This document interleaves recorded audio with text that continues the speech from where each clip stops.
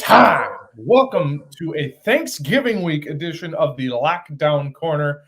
I am Alex. I am your host as always. And with me today, as always, we have this guy to my right, left, however you see that at home. This guy, we have Alec on my left, your right at home. Dustin is beneath me. We are here to basically mourn what was a disaster of a finish on Sunday. But yeah, I don't know how y'all feel about it. I have not recovered. It's pretty devastating. But first, it was devastating for a number of reasons. But we'll get into that in a second with the news and notes. News and notes from the league.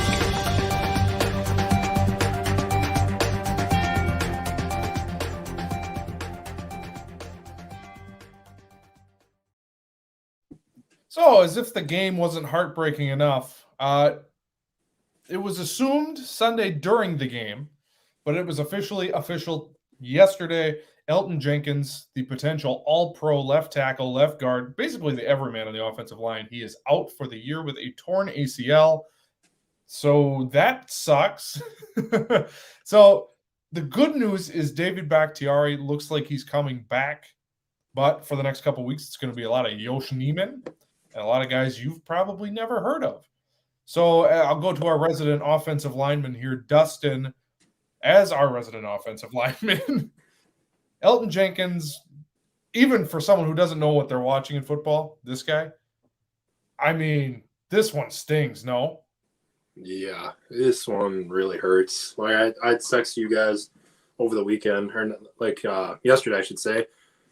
This one definitely hurts. This one hurts for a long time. Hopefully he's able to come back beginning of next season. But yeah, this is going to put a damper on our Super Bowl chances for this year until Bakhtiari comes back. But even with Bakhtiari coming back, still this without having him on the line, this nothing much else to say, but this hurts. And Alec is there he is. Welcome to the show, Alec. You just got to give me a little bit of time at AJ, bro. You're always just trying to jump on me. You're trying to turn the fans, man. Hey, you know what I'm not a fan of is losing an all-pro offensive lineman, especially when you're talking about a guy of the caliber of Elgton Jenkins, who, I mean, people talk about David Bakhtiari arguably being the best left tackle in football. Man, you can make the argument that Elgton Jenkins is arguably the best offensive lineman in the game. I mean, he is that good, that versatile, that solid. He doesn't commit stupid penalties. He doesn't get beaten. He can always get to the next level. He's great for pulling plays. I mean, there's nothing that the guy can't do. And I mean, realistically, there isn't a more irreplaceable player than the player that can replace everybody, right? And so losing Elgton Jenkins, as Dustin said, it hurts tremendously. I mean, I'm just hoping that Bach gets back soon, because especially, and it couldn't have happened at a worse time of the season either, with us going up against the Rams here, who have arguably the best defensive front in the league, probably one of the best defensive linemen of all time in Aaron Donald. I mean, you thought that we had a skeleton crew out there at O-line before. This is going to be scary. I just hope that Rodgers gets out of there without further injuring that toe or hurting anything else. Well, the bye week is right around the corner, and may I say, thank God. Boy, and I know that they only added one game. I don't know about you two, but this season feels like it's going on forever. Like, we're, I guess, halfway through now, but, like, barely halfway through. So it's just, the whole thing just seems odd. Everyone's banged up.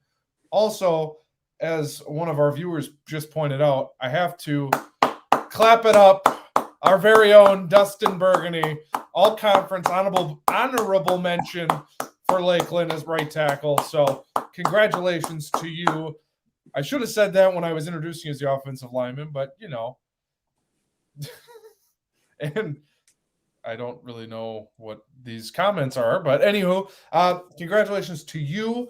Speaking of offensive linemen, and speaking of David Bakhtiari, he had knee surgery.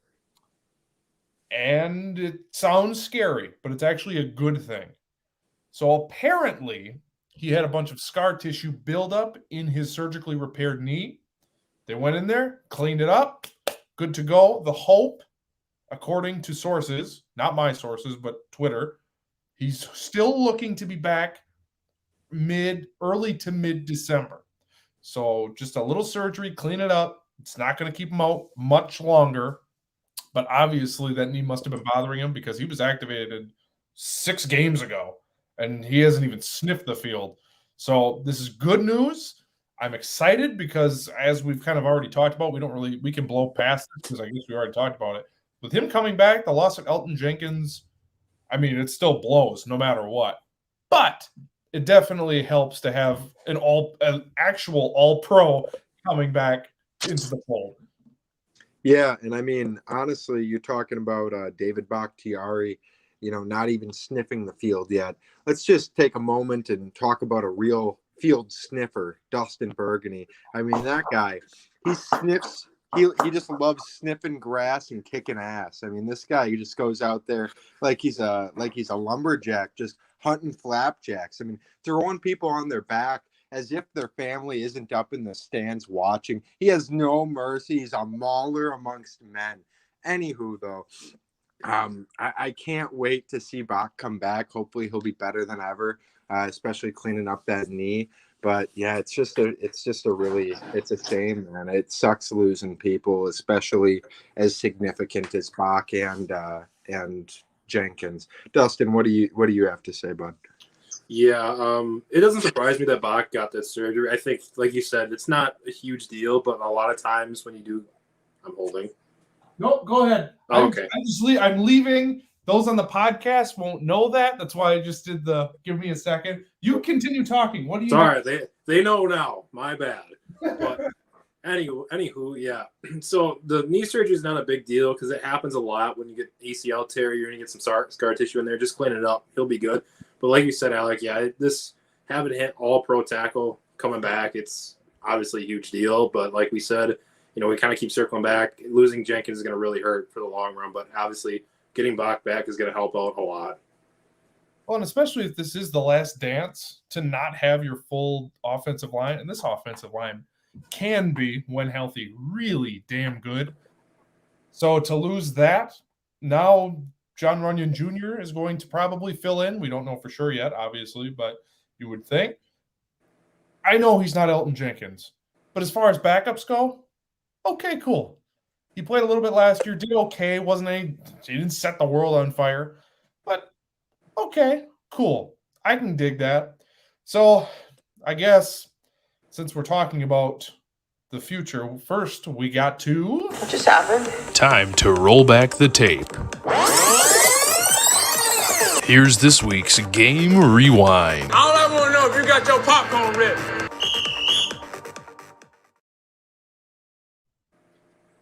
So, if you've been under a rock or don't live in Green Bay, then you might not know Green Bay lost to Minnesota. They lost only the second ever division game in the Matt LaFleur era. They lost 34-31 on a last-second field goal. Oh, where to even begin? In my eyes, this was a game of missed opportunities. So, Cousins, by my count and by Pro Football Focus, threw 5 interceptable passes, 3 of which were dropped by Darnell Savage. Okay. Eric Stokes had one. He had Jefferson covered perfectly, but he didn't turn and look for the ball. Jefferson scores the go-ahead touchdown late in the fourth. All right. And then I'm pretty sure there was another one. Oh, Rasul Douglas at the end of the game was trying to run the route for Thiel, and the ball went past him and behind him, and everyone kind of looked around like, what the hell just happened? They were penalized a ton in this game, including one that took back the ball that Savage actually caught, roughing the passer. They were penalized a lot. And, of course, this special teams group is god-awful. I don't know if I should blame Crosby or the long snapper or the holder. I don't know who to blame, but we're not making field goals. This is another example. 3 points that they were missing. Guess what they lost by? 3 points. At some point, either Crosby needs to go, they need to do something, because if you're hunting for a Super Bowl, you can't keep missing not just field goals, bunny, chip shot field goals. It was infuriating to watch. Again, how much longer is this nonsense going to on? This is how furious I am. I can't even speak English. Well, Alex, I can't agree with you more. And Oh. I've always been such a big Crosby guy. I mean, Same. listen, he's been Mr. Reliable. He had that one bad season, and realistically, it was like 3 bad games in that season. But other than that, I mean, he's been amongst the top kickers in the league for a long time now. Man, I think it's time to send him. He's got to ride off into the sunset, man. He can't continue to play like this and expect us to be able to win football games, especially heading into the postseason now. And yeah, I mean, our secondary played really well. Just missed opportunities. Now, as far as that pick goes that Savage actually had that got called back by for that roughing the passer call. First off, soft roughing the passing, or I can't speak either. Soft roughing the passer penalty. Very, very soft. Not a lot there. But that seems to be the rule. If you Yeah. and this is what's so stupid. If you hit the quarterback in the shoulder, they automatically nope, head and neck. Now he did. It was helmet to helmet. Fine, whatever. It is what it is. But at some point, this is football. It's so fast. These dudes are so big, strong, fast. If he hits him in the shoulder, like at some point, is it going to be reviewable? Now that's extreme. We know how the pass interference thing went, and it was a disaster. But I don't blame you. It's so frustrating. How many times this season alone has Green Bay been knocked because of these stupid roughing the passer calls? Exactly. And I think that one thing that should really be fixed in the league, I think it's the dumbest rule that we have, is the fact that a roughing the passer call negates a turnover, right? It happened after the play. It happened like him getting hit like that did not affect the way that the ball was projected to go. And if it did, if he hit him so quickly after the ball was released that it affects the trajectory of the ball, then it shouldn't be roughing the passer, right? That wouldn't be a late hit.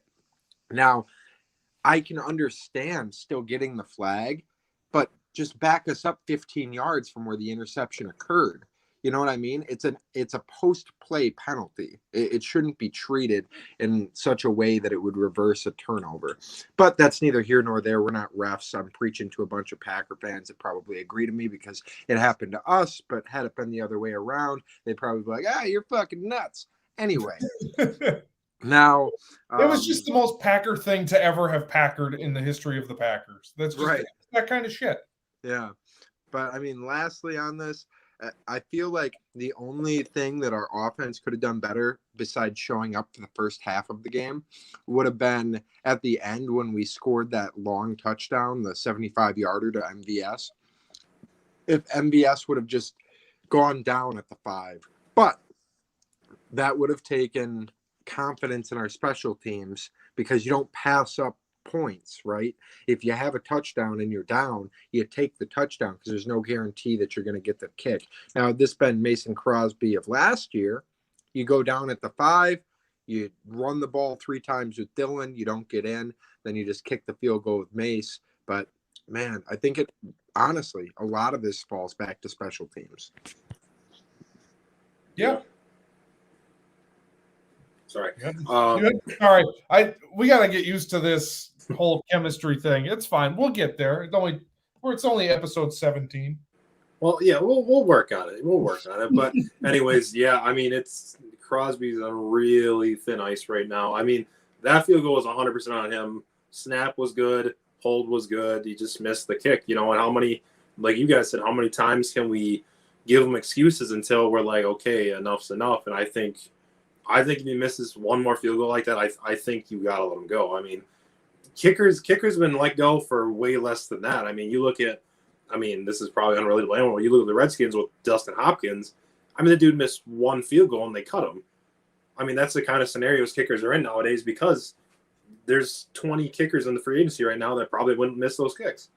And the only reason that he isn't let go is because he's on the Packers for how many years now. And I mean, again, a couple of them, sure, laces were in. You know, you can kind of put excuses in somebody else. But at the same time, like, you're an NFL kicker. Like, your job is to put the ball through the uprights. Like, and you didn't do it. It's simple as that, you know. But I think going back to also the roughing the passer call, you know, I'd have to agree with Alec. You know, I think it's a little ridiculous. I get if it's to the head, call helmet to helmet, like give him a first down like that. I can get. Like, I get if it's in the head area, head neck area, but like the shoulder, just it's a little ridiculous to a point to where, you know, you see this constantly where turnovers getting overturned or can't come back because somebody roughed the pass or something like that. Especially it's like Alex said, it's such soft calls. Like, I get if it's just like really malicious where the dude's like just spears the guy into the ground, he's hitting him in the head, like that makes sense. But like he's giving him a little budge or like little hit, like the one on like a couple of them on Tom Brady you see where he's kind of just getting hit and he like goes back 1 inch and they're like, yep, flag. It's like it just didn't happen. Just stuff like that. And then now to finish up my spiel, my TED talk, the defense. What do you say? But you know, it just didn't pan out in their direction. You know, they're right there for every turnover and just, you know, execution kind of what it came down to. I don't necessarily blame the defense as much as I do offense not getting rolling. You know, we should have scored so many more points than we did, and just to rely on the defense game in, game out, you know, you just can't expect them to play as well every game. It's just not going to happen. Truthfully, and this isn't my takeoff or anything, I am convinced after watching them, because I haven't watched the Vikings game all year because who cares? It's the Vikings. I'm convinced that that's actually a very talented and really good football team, especially on offense. Defense, they played well. Packers got off to a slow start, so that really kind of hindered them. And when they did try and get points, it was another missed field goal, which, speaking of, I'm looking at Football Reference for Mason Crosby. In 2019, 97%. 2020, oh, wait, I'm looking at extra points. My bad. Maybe if I was looking at the right stat. So his worst season percentage-wise was 63.6% makes. That was a disaster season. That was 2012. This year, 65.2. That's not even 2 percentage points better. He's having the same season as 2012. Sure, there's regression. I mean, last year he was 100%. That's insane. Sure, he'll miss a couple. Even his career average is 80%. And that's including this year. If you take out those 2 years, he's probably sitting around 90%, which is pretty darn good. But it's just, I don't know if it's, again, I don't know who to blame. It's just, it cannot happen. It can happen in mid-November. It cannot happen in January. When you're going up against Tampa, Dallas, I mean, New Orleans probably going to make it, but New Orleans, like any of those teams, you can't just give them opportunities. So, and back to the defense here, I don't know. Watching the game, I wanted to blame the defense a lot more than I did, because now that I've sat on it, it's like, well, okay, Stokes was in good coverage several times on Jefferson. Jefferson's just that good. Okay, Thielen, whatever. Thielen's going to work the middle of the field, and he's going to have 10 catches. Fine, accept it. Conklin wasn't really a factor. Dalvin Cook, towards the end of the game, was dominant. It was 6 yards every play. Kenny Clark started out hot and then kind of faded. Like, he just kind of disappeared. The first half, it's out of his mind. So there's a lot of things on defense that confused me, because it was a lot of the same concepts and same looks that we saw the last 3 weeks when they stopped Russell Wilson, Kyler Murray, and Patrick Mahomes. Kirk Cousins had a good day. He got super lucky. And at this point, I think that's the only explanation I have, is that Minnesota kind of got lucky. They deserve to win this game. I think they played a more complete game, and they played 4 quarters better than Green Bay played 4 quarters. But the fact that Green Bay didn't play all that well and still had an opportunity to win, I think just is the positive of this. Like, oh, this team is legit good. They played like garbage and still should have won that game, even though Minnesota deserved it more because they played better. Green Bay still could have won that game. And that, I think, is encouraging, even though it was a bit of a heartbreaker. But, yeah, it's going to come down to special teams, because on offense, they can compete with anybody. Defense has shown they can compete with anybody. But at this point, if you can't kick a goddamn 30-yard field goal, Now, luckily, they have an insurance policy in Aaron Rodgers. If they want to go for it, they can. They got someone that can do it. But it's getting to the point now where it's more than just a couple games, whatever. No, this couple games is a trend. So we'll see what happens going forward. Speaking of going forward, let's talk a little bit about this Rams game. Alec, you had mentioned not having Elton Jenkins for this game is going to suck. Yeah. It's a lot of young guys that are going to have to take on Aaron Donald. So, Alec, is that where the concern should be, is just that offense versus defense matchup? Or should we be a little more worried about our defense against their weapons? No, I think that if there was a time for our defense to have a statement game, it would be after a loss like that, where they had, like you said, 5 opportunities to come away with the turnover. Because Matthew Stafford is playing terrible football right now. I mean, just not he's not playing at the level that he was earlier in the season. So I mean, I think our defense will have relatively no issues going up against them. Also, Robert Woods is out. But I'm not sure. I feel like this is going to be one of the biggest tests of the season, going up against this Rams team. But I think that the real key to this game is going to be one in the trenches. I mean, we've got to shut down their D-line, or at least come up with a game plan that'll slow down their pass rush, so that way we aren't getting smoked from every angle. Dustin, what do you think? Yeah, I mean, I couldn't agree with you more. I think it's got to be, like I said, it's going to be, like you said, it's going to be a statement game for our defense. You know, how are you going to respond to really kind of a bad kind of played game? How are you going to respond to a talented offense in the Rams? And then on top of it, like you said, the trenches. I mean, this is going to completely come down to how our offensive line plays and if our defense can get some pressure on Stafford. I mean, if, like you see in kind of repeatedly throughout the season, you know, if our D line get pressure on the quarterback, usually we get some turnovers, get the ball back, and we can get rolling, especially when our run game is good. I mean, to be honest, I can't complain with our run game this year. Our offensive line has gotten a lot of push, but now to see the true test with Jenkins going, I think he had a lot to do with that. Getting some push without Jenkins, being able to rely on the young guys to get pushed, get lanes for running backs is going to be key.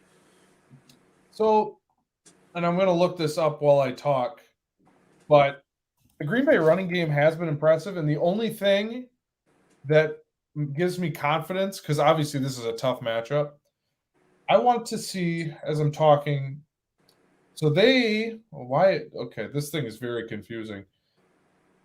Sorry to people listening on podcast.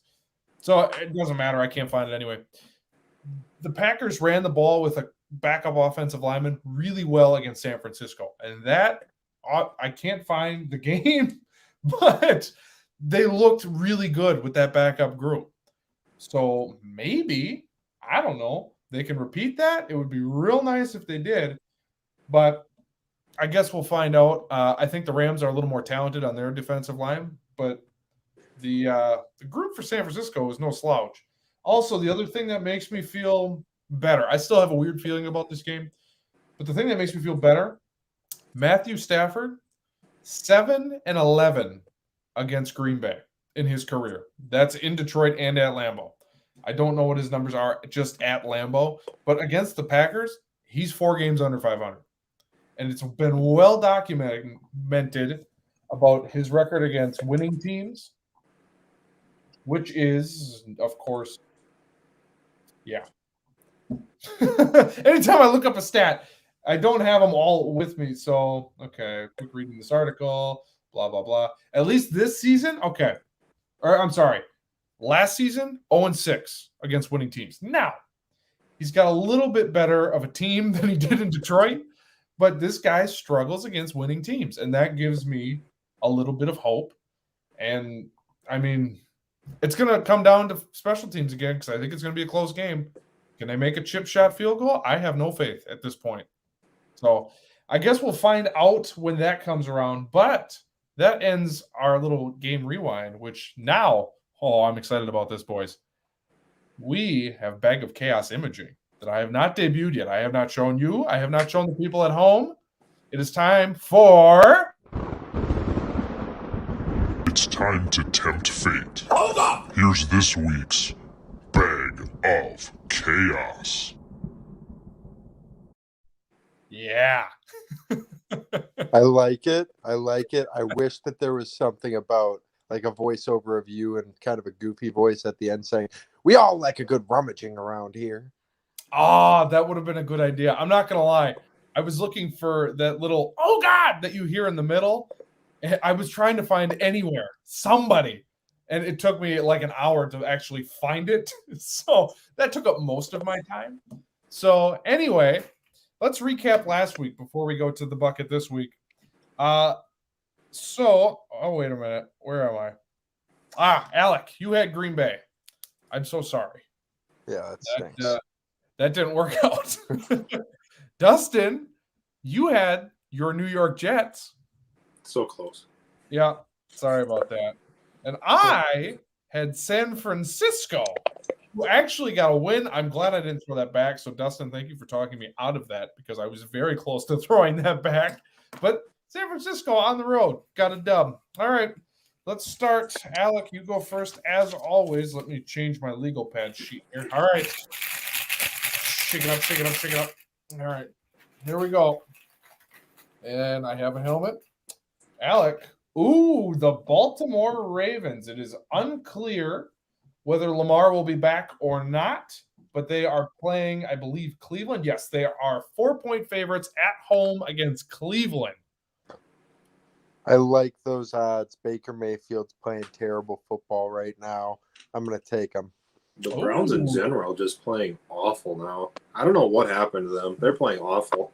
I think it's and not that we need to have a deep Brown conversation right now, but I think Baker is that hurt. I know he's not great, but his like best is maybe Kirk Cousins.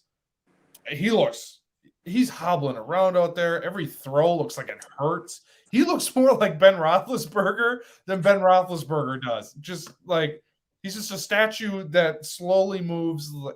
That's not Baker Mayfield. He's way too injured. I don't know why they don't just play Case Keenum for a month. At this point, he's probably their best option. But that's just me. I'd have to agree. All right, Dustin, I know you like a good rummage. I just get a bad feeling it's going to be the Jets. I got a bad feeling it's going to be the Jets. You have the Seahawks. I don't like that. So the Seattle Seahawks play on Monday night at Washington. They are 1-point underdogs in Washington. Yeah, I don't like it. Throw them back. Right. I have no faith in the Seahawks right now. They look terrible. They look so bad. It's rough. It's rough. Like, that's a bad team right now. Whoa. All right. I have a helmet. It's on my thumb. Here we go. The Colts. Oh, I like that. I do. Jonathan I like it. Taylor. The Indianapolis Colts are playing. They're at home, but they play Tampa. They are 3-point home dogs this week to Tampa. But you are stuck with it. Dustin gets the Indianapolis Colts. You know, I'll take it. They're red hot. They just beat the Bills pretty convincingly. I'll take it. I like it. I like it, honestly. Yeah. Jonathan Taylor's an absolute animal this year. Oh my God! I saw a stat, or I heard about a stat. Jonathan Taylor's offensive line is playing so good right now. He's not even getting touched. He's getting 5 yards before first contact. That is ridiculous. That's freaking like Wisconsin college levels. Wisconsin always does that, and it's like, how? To do that in the NFL is absurd. So yeah, he should be doing really well. Yeah, that is unheard of. That is ridiculous. It's insane. All right, I go to the bucket now. All right, everyone knows I like a good rummage. Everybody knows. Everyone knows. Okay. I have a helmet. It's upside down in my hand. Jets. The Titans. Ooh. Are at New England. They are 6-point underdogs. I do not like this helmet. Get that away from you. Yeah. Well, and you know what's crazy? The Titans are the 1 seed, and against a rookie quarterback, granted on the road, and we're all like, no, God, no, throw it back. That's also a little insane. Yeah. Well, I mean, the Titans just lost pretty embarrassingly to the Texans, and New England is looking pretty darn good. Yeah. I don't know how New England always does it. I know Mac is good, and I liked that they drafted him. But I would wonder what like Trevor Lawrence, Trey Lance. I would wonder what any of those guys look like in the. Is it just the Patriots doing what the Patriots do? I'm surprised you didn't say Justin Fields in that one. Yeah, he cut ties with him. I tell you, I deliberately did that because I do not want to go through another podcast having a Justin Fields fight. I didn't mention his name. I went with anybody else. So that was deliberate on my part. All You're right. like literally just listing people. You're like Trace McSorlinson. It is I going literally- off the walls. I was just thinking any quarterback not named Justin Fields. All right, this Oh, is my Matt second Castle draw. went 11-5 in that system. Yeah, it's got to be the Patriots. That's the only Belichick has sold his soul to Lucifer, and that's the only thing I can think of. All right, so I have thrown back the Titans, and I am now stuck with the New Orleans Saints. I believe. Oh God, I hate this actually. The Saints are at home, but they play Buffalo on Thanksgiving night. Yikes! They're gonna Ooh, get housed. they are 6-point dogs at home. I don't like that at all, but I am now stuck with New Orleans. Oh, that sucks. Not that Buffalo is lighting the world on fire, but Trevor Siemian on a short week. Ugh, I don't like that at all. Yeah, no, not good. Especially on the prime. Thanksgiving. That's a big time NFL week. They've got the turkey trophy or whatever it is, and he's gonna stink up the joint. Yeah, I'm not looking forward to that. I'm going to update our records here shortly. So, Dustin, you are 2-2. Alec is 2-2. I somehow miraculously am 3-1 in our bag of chaos. But I'm probably going to get my second loss this week. I do not like. I know New Orleans is a tough place to play, but woof. All right, which now brings us to our cornerstone segment. And also, this comment makes me smile. Comment for those listening on podcasts. A commenter commented, if New Orleans had Justin Fields, they could take him. Yeah. Actually, I would like to see that. I think that's a hell of a lot better than Chicago, but let's not get into that. This is a Justin Fields free show. You know what I'm thankful for? Not fighting about Justin Fields today. That's what I'm thankful for. We can make it happen. Well, we don't really have to. But Alec, would you like to do the honors? Let's keep her moving. Let's let the young man live. well, first of all, thank you. I'm very grateful. Happy Thanksgiving to all of you. But we are going to fight because it's time for this week's. Let's get ready to rumble! Are you ready for a showdown? He had the craziest look in his eyes, and at one point he said, "Let's get it on." More than anything else, because this guy is a has-been. First on that is blasphemous. Because it's time for the takeoff. Are you joking me? We're going to be spicy, no?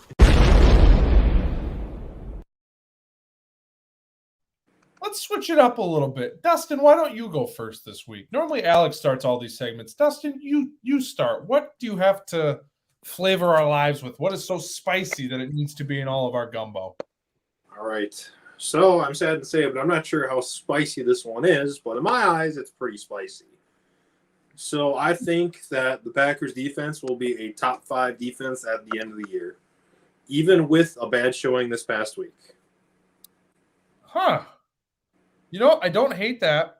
I just think there's a lot that they're going to have to do to get there because they started slow. So that's really my analysis because I have no idea with this defense. They look great for 3 weeks, and then this past week, are the Vikings just that talented? Maybe. They definitely have the weapons. So I am going to, I'm going to reward you for your boldness. I'm going to give it a 4, and I'm going to take it.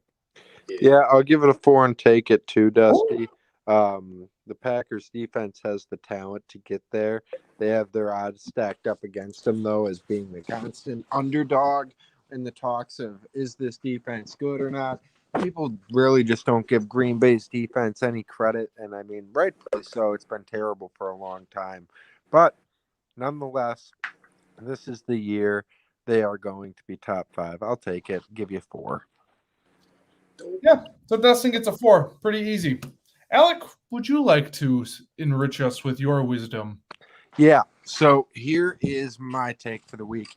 I think that Tom Brady is going to win MVP this year, but I think that he is going to get knocked out in the NFC Championship by your Green Bay Packers. That's in the past, it seems like the quarterback that wins MVP is always a quarterback that ends up getting knocked out in the final, in the championship round to get to the Super Bowl. So it happened to Rodgers last year. It happened to Lamar Jackson. I mean, it just seems to happen a lot. So Brady, going to win MVP, but he will not make it to a Super Bowl this year. Well, here's where I'm at with that. The MVP thing, I don't hate because right now there is no MVP. You can make the argument for Jonathan Taylor, but Derrick Henry last year had one of the greatest seasons a running back has ever had and got 0 MVP votes. That would be the only thing that makes me think that Jonathan Taylor has no shot. Because you're not going to do much better than Derrick Henry did, and to not receive a vote is pretty egregious. So that brings us to, well, the usual cast of suspects. Russell Wilson missed too many games. Mahomes, I guess if they come back and, get a 1 seed, maybe. I mean, it's possible. It's not out of the realm of possibility. I kind of have a dark horse. It's not my takeoff, but is Mac Jones in the conversation? This is where we're at. Aaron Rodgers is probably blasphemous. There's no way that Mac Jones is even kind of in the conversation. Well, get out of here at AJ, bro. He's doing well for a rookie. He's offensive rookie of the year for sure, but he is not the most valuable player in the National Football League. Get out of here. I don't believe that. I'm just saying you can make an outside case. It's not going to be very strong. It's going to be a house of cards. But you could probably make a case because who was their quarterback last year? Booty Scoot and Cam Newton. Where'd that get them? This rookie comes in and all of a sudden they're winning again. It's out there. I don't believe it. I'm just saying this is where our MVP conversation is at. I don't know who is the front runner right now. The fact that I even thought of Mac Jones's name, I think says a lot. I don't think there's a front runner. So the path is there for Brady. Now, as far as the NFC Championship thing goes, I dig that too. I just think maybe, I don't know that they're going to get there this year. I just don't think this team is very good. And for the commenter, no, I'm not in love with Mac Jones. That's where we're at. I don't know that. Who's your MVP then? Commenter, comment back. Let us know who your MVPs are in the comments because I have no idea. Long story short, it's spicy. I dig it. I'm also going to give you a 4. Ooh, boy. Al, were you that guy in high school that just defended everyone from all the bullying? You seem like the protector, just boxing people out from everything. It's got to defend everyone, don't you? Quick story. In 6th grade, I was in a 3-on-3 tournament and for basketball, and my teammates were just getting hammered, fouls, no calls. So I took it upon myself to be the Udonis Haslem enforcer, and let's just say I set a very hard screen and was ejected from the game. That's freaking awesome. We love to hear it. We love to hear it. Well, yeah, it's fine now. If you ask my mother, who I think is watching tonight, I have never seen her more angry in my entire life. I got my ass chewed the entire 45-minute ride home. She was infuriated. Hey, you're sticking up for your teammates. Boys will be boys. You'd be a softie if you didn't stick up for them. I think old mom's gotta, let you be you and let that aggression out. You're a teenage boy. It's okay to punch someone every now and again, break their arm. I didn't punch anybody. Their point guard was annoying because he was playing really good defense. I will give him that. I had a sinus infection. I did not feel good. It was my Jordan flu game. So I set a really hard screen. His knee kind of bent weird, and then he was on the ground, and the parents were screaming, "Get that kid out of here! He's a danger to all of us!" So that's where it was at. The parent said he's a danger to all of us. He's not a danger to all the other players, but to all of us. Yep. But enough about me, Dustin. Brady MVP, NFC Championship loser. What do you think? Okay. Yeah, I mean, I like it. I mean, I'm going to elaborate a little bit on this now, but I think, but to comment on the whole running back situation, I think this could be the year that a running back wins it. I really do, especially with Jonathan Taylor putting up the numbers he's now. I could see it. So, like you said, though, I don't really see like a standout MVP. So I like it. I could see it. Granted, do I hope Tom Brady wins it? Hell no. But I could see it, and I'm pretty sure I said earlier in the year that I thought the Packers were going to beat the Bucks in the NFC Championship. So I love it. It's hot. So I'm going to give you a 4, and I'll take it as well. Ooh, Yippee okay. skippy. So the Jonathan Taylor thing, since we're there, he's at this point through 11 games. He's got 1,400 yards. So he's probably going to get 2,000 yards this year. That's not inconceivable. 600 yards in what? 6 more games? So 100 yards a game? He can do that. I don't know what their schedule looks like.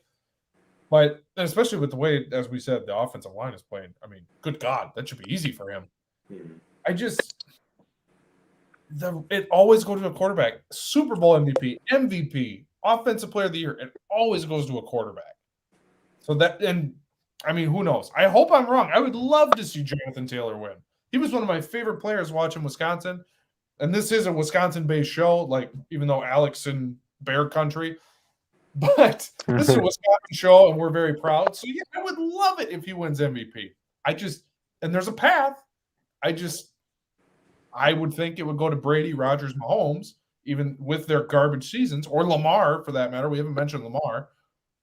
I see the path. I just don't think it's going to happen, unfortunately. I think over 2,000 yards rushing, I think he'll get it. That's my prediction. But again, Derrick Henry did that, and he got 0. This is a different year, though. Like, like last year, like Rodgers was the clear MVP. Like, Rodgers was the clear MVP. That's fair. You know what? I back down. Not something you ever hear in sports debates, but you're right. Because who else is the front runner at this point? There's nobody playing very well except for him and the Colts. The Colts should be a garbage team, and he is carrying them on their back, much like Greg Jennings in Madden back in the day. Broke his leg. All right. Darren Sharper. For those that don't know, just YouTube Greg Jennings broken leg. You'll get it really quick. But not now. You have to watch. You finish the show with us, then go. If we find out that you left the show early, AJ Brault will set a really hard screen on you the next time he sees you. I heard parents will yell as well. If your parents will yell, I will come to your house. I will set a very hard pick. I will get thrown out of your house, Fresh Prince of Bel-Air style, and then Dustin will come in and also set a hard screen, or he'll pass block you, which I can assure you, I've seen it live, does not look like fun. So please make sure to subscribe, rate, review, all that BS, or Dustin and I will come find you. Fun fact, in high school, I had a parent rant on social media about me because I might or might not have blindsided her kid and knocked him out, and she put a whole rant how I should be suspended for my playoff game. It went viral. It went completely viral. It did. It went viral. Very funny. Men. I mean, I was playing basketball. You're playing a caveman sport in football. That's a little different. But I digress. I haven't spit out my take. We got to get this show rolling here. We were stuck in the mud. I believe, I kind of mentioned this already. I hinted at it. I believe Kansas City can win the 1 seed. They're playing better. Tennessee is not playing like they want it. Buffalo has fallen off a cliff. New England, okay. I'm having trouble believing in New England. But they got an outside shot. They're playing much better. They're utilizing the blitz more. And I think, you know what? If they get the 1 seed, they should send a nice thank you letter to Jordan Love. Because that was the game they're like, oh, hey, we can blitz and get more pressure on these people. And look, our defense looks better because we're getting pressure on people. So really, Kansas City should be thanking Green Bay. But I think they have an outside shot, and I think they can get the 1 seed in the AFC. That's very spicy, AJ Brault. I'll give you a 4. I'll give you a 4. I'll take it. I think that it's still possible. These the Chiefs are starting to get their swagger back a little bit. Mahomes is looking more like himself. Defense isn't looking god awful. It's going to be a difficult road back. They're definitely going to have to play lights out for the second half of the season, but it's doable. I'll take it 4. So, Dustin, before you give your analysis, I'm looking at the In the Hunt graphic. That's always a classic staple of midseason football. So the Titans currently are still the 1 seed. Oh, wait, this is last week. What the heck? Well, anyway. So they're still the 1 seed, the Titans, but then it's the Ravens at 7-3. This is updated. I am so sorry to the people listening. This is a disaster. This is a very hard graphic to read.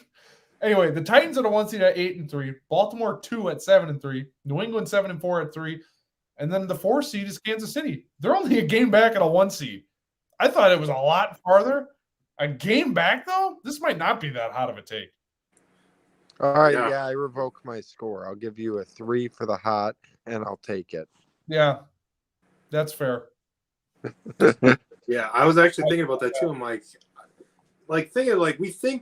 we just think Kansas City's playing bad because they're not playing how they did the past couple seasons. So we think they're just playing awful, which really they're having a mediocre season. Like we're just not used to Patrick Mahomes having this many issues and just not being able to do whatever they want on offense. We're just not used to seeing that. So I think we kind of overshadow that they're actually still playing well. So yeah, I'm gonna give you a 3 because it's they still have some work to do, but I'll take it because it is possible. Did you score Alex, by the way? I'm looking. Yeah, I said 4 and take it. So me and Alex tied. That is correct. So I don't really know how to break the tie. So you're both master debaters this week. No favoritism here. Yeah, I'd like to say that with Dustin, I have taught him a lot of things over the years. So I guess this is the moment where the master debater debated the master debater to become master debaters co-optedly. I couldn't have said it better myself, mainly because I could not follow any of that. There was too many masters and too many debates. I didn't follow a lick of that. But congratulations to both of you. I'm sorry my take ended up being more of a honey barbecue instead of a mild. So I'm very sorry about that. I can't believe that the Kansas City's a top 8 team in the league. It blows my mind. It's whatever. I think that tells you how bad the AFC is that, Kansas City won 3 games in a row. They're right back in it. And they're leading their division. The Chargers are next up, and they're 5-4-1. They're probably going to win their division. It's crazy. But anyway, guys, I did not tell you about this, but because it's a special week, it's a time to give thanks. And as well as there are 3 games on Thursday, we are doing our first ever impromptu. Do you like winning money? Or do you prefer to set it on fire? Well, either way, you're in luck. Here's this week's edition of Big Al's Big Five. Let's win some money. Yeah, that's right. Now, we're doing things a little different because I changed the rules on Friday or Saturday or Sunday, whenever the last Big Al's Big Five, Bab 5 if you're nasty. And now Alec is on with us. But this is how we're going to do this. We're just going to go over the games, and we're just going to talk about them. I will make picks for these. You guys feel free to play along at home, or you two on this call right now. Feel free to play along. Last week, I changed the rules. Let's get into that really quick. So if you haven't watched, make sure you subscribe to our YouTube page because you'll get Big Al's Big Five. It's my 5 best lines / games of the week, and we talk how to gamble on them. Dustin has inspired me to make this a gambling, like a betting, like a betting battle thing. So basically, he tied me this week. So he will be back again picking this week. So if someone loses, if I beat somebody, they are out and a new guest will come in. So there will be a rotation of guests, or maybe Dustin's just way better at this than I am, and he'll finish the rest of the year and set a record. I don't know. We'll find out. We're not doing that for this one, though. We're just going to talk about the Thanksgiving games really quickly because I know we're running long on time. So let's just get into it. The first game of Thanksgiving. Oh, my God. We're being punished with this one. The Bears are 3-point favorites at Detroit. Justin Fields is not playing, which makes me very sad, obviously. And Jared Goff might play. It might be Tim Boyle. I feel like they should just cancel this game. Just make up a reason. Nobody wants to watch this slop that's going to happen. So I'm going to take the Bears 3, even though you could tell me Detroit's going to win. Andy Dalton is better than Tim Boyle or Jared Goff. That's really what it comes down to. And I believe in the Bears defense more than I do Detroit. That's really what this comes down to. So I'm going to take Chicago here, -3. Yeah, I will. I'm actually going to go the opposite way. I think that I don't think that Detroit will win, but I don't think that Chicago is going to beat them by 3. So I think it's going to be very close, but I'm taking Detroit to cover. Interesting. In his first appearance on the Bab 5. Look at you. I'm right with him on that one, Al. Really? Yep. It's like you said, it's a garbage game. So I think this is going to be incredibly low scoring. And I think honestly, I couldn't even tell you what I think the final score is because it's just going to be a dumpster fire. But it's going to be a close game. Like Alex said, I don't think that Detroit's going to win, but I think they can get it under 3. Well, again, you could tell me Detroit's going to win, and I would not be surprised at all. So, yeah, cool. You guys got Detroit. I got Chicago.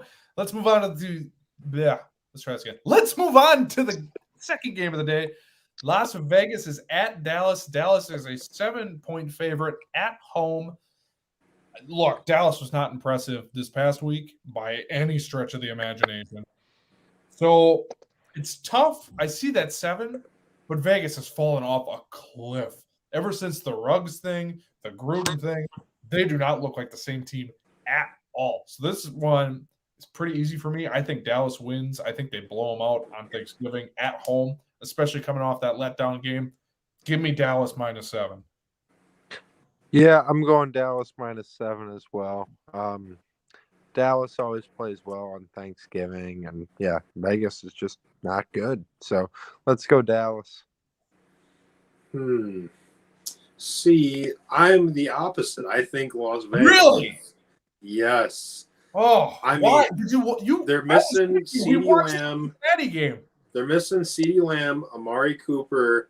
They're missing pretty much their entire receiving core, and Zeke's hurt. Did he come back in that game? Because I know he rolled his ankle. I don't know if he came back in the game. He did come back in the game, but I would argue Tony Pollard is at this point might be better than Josh Jacobs. You could argue that, but anyways, I think Las Vegas gives it their all on Thanksgiving, especially. I mean, they have to win if they want to stay in any wild card scenario, which I don't think it's possible, but they have to win this game if they want to stay in wild card scenario. So Vegas right now is the 11th seed. There is no 11th seed. They're on the outside looking in. They are 11th. They are 5-5. So they're technically in the hunt, but they would have to go a long way. Actually, no, they wouldn't, because Buffalo and Los Angeles and Cincinnati currently are the wild card teams. They're all at 6-4. So they're not that far out. So Dustin's actually right here. This is a must-win game for Vegas. I still believe in Dallas. I just think they have more talent on both sides of the ball. I love Derek Carr as a human being. I just don't think he's got enough around him right now. Darren Waller has been a shell of himself. So, well, Dustin, you're the lone wolf on this because you got Vegas, we got Dallas. So that brings us to our last game. Unfortunately, it's my bucket of death team, or the bag of chaos team, I mean. Buffalo at New Orleans. Buffalo is a 4.5-point favorite in New Orleans. Oh, this one really is going to be a tough one to say. I'm going to I don't even know. Someone else go first while I figure this one out. It's not that difficult. It's Buffalo. Buffalo's really a lot. Yep. Yeah. Buffalo. Yeah, they haven't been playing great, but I think this is going to be a game where they come out firing on all cylinders and just really embarrass New Orleans on prime time. Yeah, I have no faith in New Orleans right now. Just between their offense and their defense, they're not synced in right now. Their chemistry is all off. I have no faith in New Orleans anymore. But I could make the same argument for Buffalo, which is why I'm struggling here. In my heart of hearts, I think that Buffalo will win this game, but that 4.5, that's a fishy number to me. That feels like, and I know it's Trevor Siemian, but they're at home, 4.5-point home dogs. Oh man, this is really tough. And I didn't even really think about it. I was like, oh yeah, Buffalo. But the more I think about it, New Orleans is a really tough place to play. Buffalo hasn't played very well. Alvin Kamara, you would think would be back. Buffalo, just saw Jonathan Taylor light him up on the ground. You could run on this team. Oh man, you know what? I'm going to do it. I'm going to take New Orleans plus 4.5 at home. I think Buffalo wins the game, but I think it's going to be a lot closer than people think. That line is fishy to me, so I wouldn't bet it. Not that gambling is legal here in Wisconsin, but I wouldn't bet this game. I would stay away. So, but yeah, I'm going to take New Orleans, 4.5-point home doggies. I like it. So thank you two for joining me playing in a Thanksgiving edition of Big Al's Big Five, Bab Five if you're nasty. And that's pretty much going to wrap it up. Oh my gosh, no, it's not. How dare you? I forgot the segment last week. I will not do it twice in a row. It's time to get wacky. It's time for Random Packer of the Week.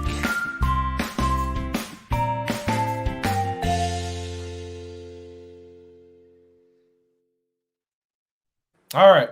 Random Packer of the Week. You know what? I'm going to go first this week because this one made me smile. I am going with punt returner extraordinaire, and was technically a wide receiver, but more of a punt returner extraordinaire. The little man known as Antonio Chapman. I love Chapman, man. I used to use him on not on Madden, actually. It was 2K5. Oh, great game. Yeah, you remember. Yeah, I love Chapman. Wow. Yeah. I'm glad that one made me smile. I'm like, yeah, that's my pick this week, no doubt. Alec, what do you got for us this week? Yeah, so this week my random Packer of the week is somebody that's near and dear to my heart. Not really. It is Brandon Jackson. That's who I was thinking of. Wow. Brandon Jackson, y'all remember. Yeah, Super Bowl champion Brandon Jackson. That's that one brings a smile on my face. Sorry, I lagged out there for a second. Okay.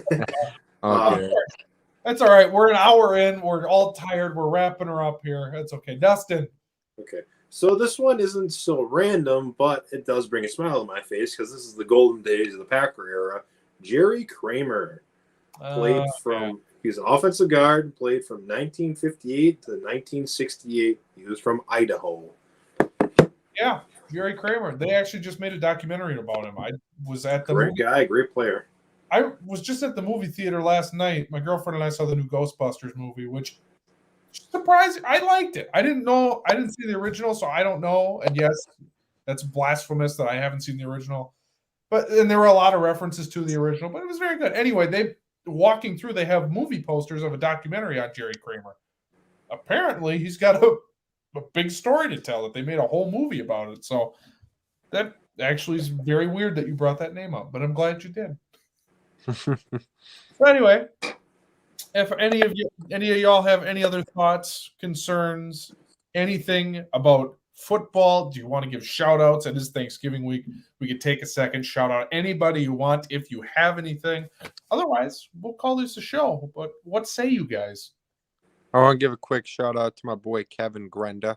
He didn't make it on the live stream tonight, but I'm sure be better. Yeah, he's got to be better. I mean, just like Justin Fields, you got to be better. Anyway, though, Kevin, if you're listening, we always appreciate you, and you're a great friend and a great client. Well, I appreciate you two goofballs every week coming on the show. Really kind of, separate ourselves from life a little bit, enjoy our time, talk about football. So thank you. Thank Lockdown Nation. Thanks everyone that comments and supports us. I appreciate everything. You stole mine, you jerk. No, mine again. We know we ask, I am an ass because I ask you guys to subscribe, rate, review, all that fun stuff. YouTube, Facebook, you know where to find us. And yes, I'm doing that shamelessly right now. YouTube, Facebook, Twitter. Y'all know the drill at this point if you're listening. But I just want to say thank you to all of those that have supported us to this point. We're only 17 episodes in. It was a little sporadic in the beginning. Now we found our voice, it seems. We're coming into our own. And you know what? I'm thankful for the Green Bay Packers. Yes, they drive us nuts. Sunday, I lost like 5 years off my life. I'm thankful for just the fact that we have this. In the community. We have this community built around this certain team. Everyone's on board. If you're watching this stream, you definitely care just as much as we do. So we thank you for your support. Obviously, I want to thank you two clowns. I love you guys so much. This has been so much fun, and I'm looking forward to doing it going forward. And I mean, just to have this creative outlet too. This was all, for those that don't know, a little peek behind the curtain. This was all Dustin's idea. He came to me and said, "Hey, what do you think about doing a podcast?" And I was like, well, I had one back in college. Sure, let's give her a shot. And through all the weird Zoom calls and trying to do all that, and then the editing, and now we're doing live streams. I mean, it's crazy. And now we're looking at sponsors. And it's just, this whole thing is a whirlwind. And also, yes, I'm thankful. I'll give a shout out to my family right now. Always. Not mom, though. I mean, she's still mad at you for setting a hard pick. I mean, she won't admit it. I think she still is upset that about that day. Because anytime it comes up at a family function, she gets red in the face. So she probably is still mad at me. But anyway, I'm rambling too long. Thank you all for listening, supporting us. Have a wonderful Thanksgiving. The football might be just god awful. So you may have to embrace your relatives just a little bit more than you normally would. Or you can watch Tim Boyle versus Andy Dalton. It's up to you. You guys do you. It's Thanksgiving. Anyway, Facebook, make sure you follow us there. We are now live streaming on Facebook. Make sure you subscribe to our YouTube channel. Big Al's Big Five will be back this week. Dustin will be back. He tied me last week, so he'll be back picking games with me this weekend. Congrats to you. Even though I thought there for a second that Vegas was keeping her close. I'm like, oh, I might beat him this week, but we ended up tying. Anyway, long story short, make sure you subscribe to YouTube to get all of that content. It is very fun. We are having a blast doing the Bab 5. And again, just thank you. Thank you for everything so far. It's been a heck of a journey, and we're looking forward to keep it going. Keep it rolling now that we kind of have things figured out. So thank you for listening. Follow us on all the socials. And as always, win or lose.